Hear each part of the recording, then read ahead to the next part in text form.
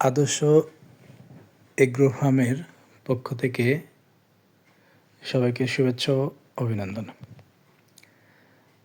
আজকে আমি 3 নম্বর ব্লগ নিয়ে সবার মাঝে হাজির হলাম। তো গত ব্লগে দেখাইছিলাম যে কিভাবে আমরা চুন পানিতে দিয়ে সুন্দর মতো গুলিয়ে নেব।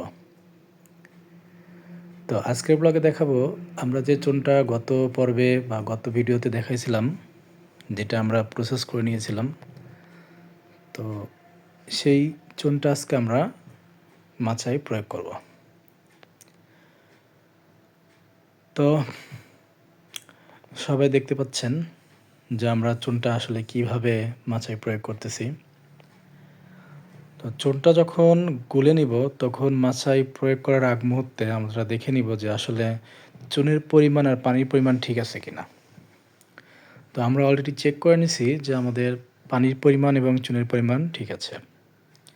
তো আমরা সেই মোতাবেক আমাদের পুরো মাচায় চুনটা প্রয়োগ করব। আর চুনটা এমনভাবে প্রয়োগ করব, খেয়াল রাখতে হবে যাতে কোনো অংশ খালি না থাকে, ফাঁকা না থাকে, যাতে সব অংশে চুনটা পড়ে।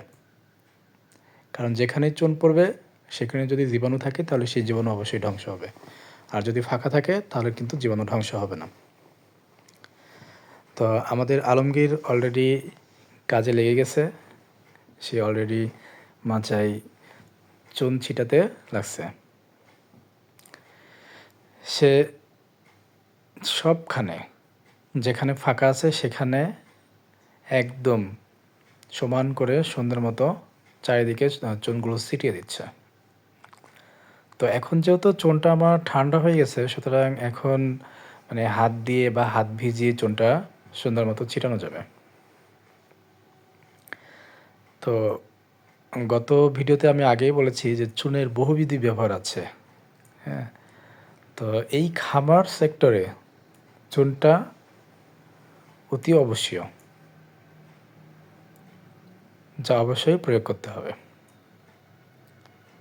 আর আমার মনে হয় যে যত খামারি আছে সবাই চুনের সাথে পরিচিত।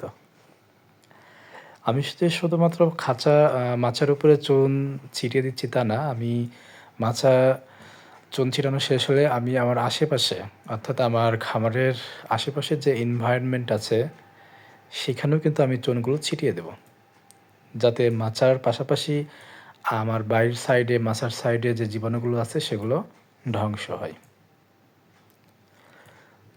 তো আরেক সময় দেখা যায় চুন প্রয়োগ করতে করতে শেষ হয়ে যায়, সেক্ষেত্রে আমরা যেগুলো তলানি থাকে, যেহেতু আমি এটা পাথরের চুন ব্যবহার করতেছি, সুতরাং তলানিতে কিছু গুঁড়ি গুঁড়ি থাকে, সেখানে কিন্তু আমরা নতুন করে আবার চুন দিয়ে সেটাকে প্রয়োগ করি। তো বন্ধুরা, অবশ্যই সবাই ভালো মতো দেখো আমরা কিভাবে চুনটা ছিটাইতেছি।